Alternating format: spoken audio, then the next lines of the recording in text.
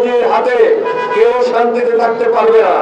আপনারা নিশ্চয়ই 5ই আগস্টের পরে খুনি হাসিনা যখন পালিয়ে দিল্লি গেল, তখন থেকে ভারতীয় বিভিন্ন মিডিয়ায়, এমনকি ভারতের পররাষ্ট্র মন্ত্রণালয় থেকেও বাংলাদেশে হিন্দুদের উপরে অতি দরদ দেখানো কিছু বক্তব্য শুনেছেন।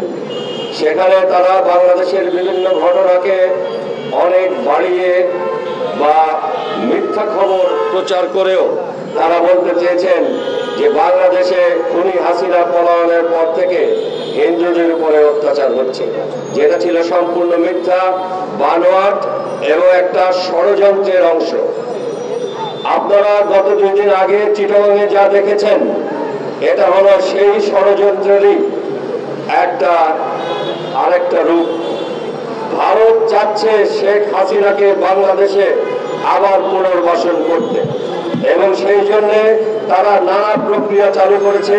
তার মধ্যে একটা হচ্ছে, এখানে হিন্দু মুসলিম যদি একটা সংঘাত বাঁধাতে পারে, তাহলে সেই ফাঁকে আমাদের বাংলাদেশকে অস্থিতিশীল করে আমাদের বর্তমান সরকারকে আরো ছোট করতে পারবে, এদের ক্ষমতাকে সমালোচনা করতে পারবে, এবং তখন সেই রকম একটা পরিস্থিতিতে হাসিনা আবার এখানে ফেরত আসার চেষ্টা করবে।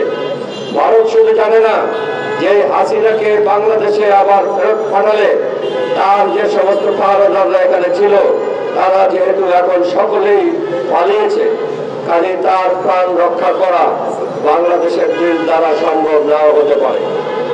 ভারত যখন এই চেষ্টা করছে হাসিনাকে আবার ঢাকায় ফেরত পাঠানো, ভারতকে মনে রাখতে হবে যে তাদের এই মূল্যবান সম্পদ খুনি হাসিনা বাংলাদেশে আর নিরাপদ নয়।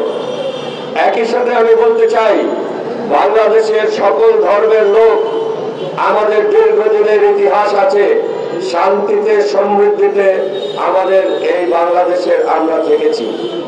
ছোটখাটো ভুল বোঝাবুঝিতে কিছু কিছু ঘটনা ঘটেছে, কিন্তু সেটা অবশ্যই ভারতের গুজরাট বা দিল্লির রায়টের মতো শত শত প্রাণহানি হয়নি।